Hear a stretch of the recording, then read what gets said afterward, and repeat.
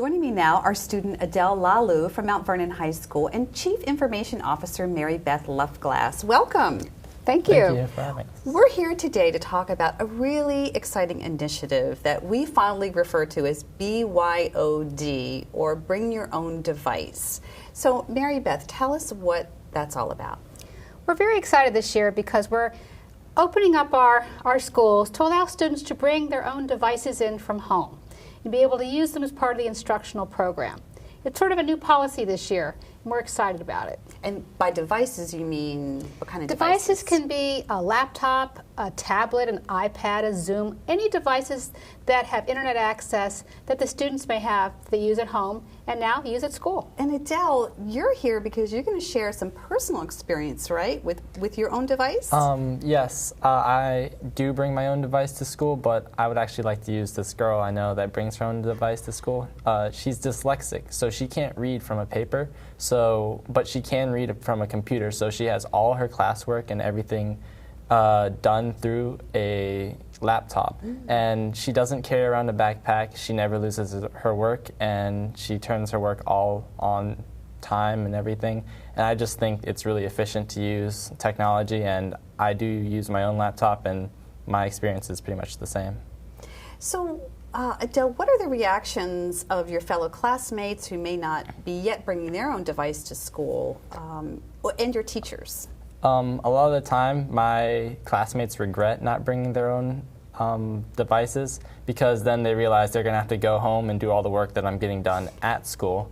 And then my teachers have been mostly encouraging of it because I get to complete my work faster, and it's usually higher quality and everything.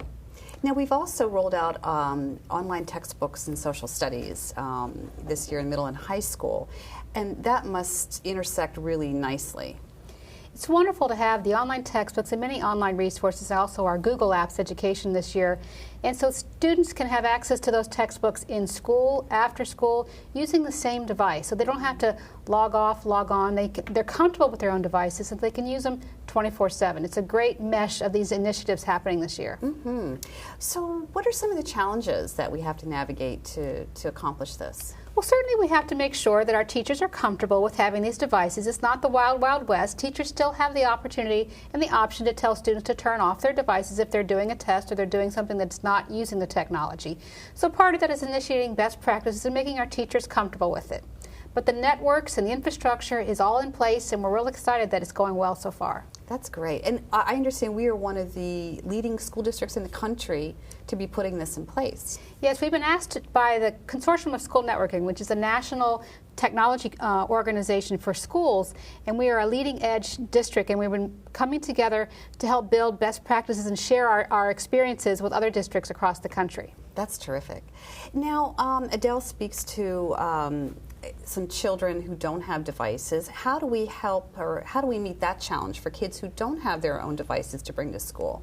In addition to welcoming students to bring their own personal devices, we also are offering a new checkout program this year for many of our schools with students that do not have access to devices. We offer a checkout program where the parents and the students sign that they're going to take care of the technology, and then we offer that for them to take home and be able to bring in periodically once a week and once a month, so they have access to that technology if they do not have it otherwise at home. That's great.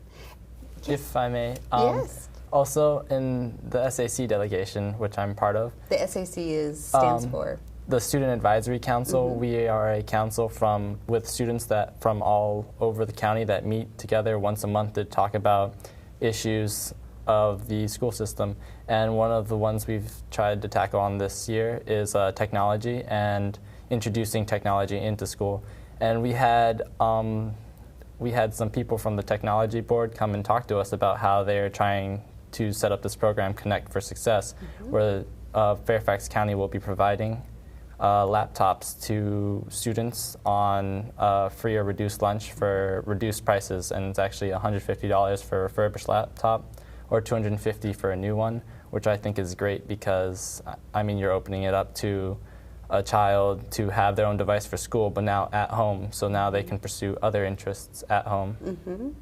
Yeah, that's terrific, and I know we are trying to meet these challenges as we move forward, particularly maybe around teacher training too. Absolutely. We have now available some of our teachers some best practices, some strategies that other teachers have discovered. We're trying to share those ideas and best practices from teacher to teacher, from school to school. That's very good. Well, thank you both for being here to share a glimpse of our future.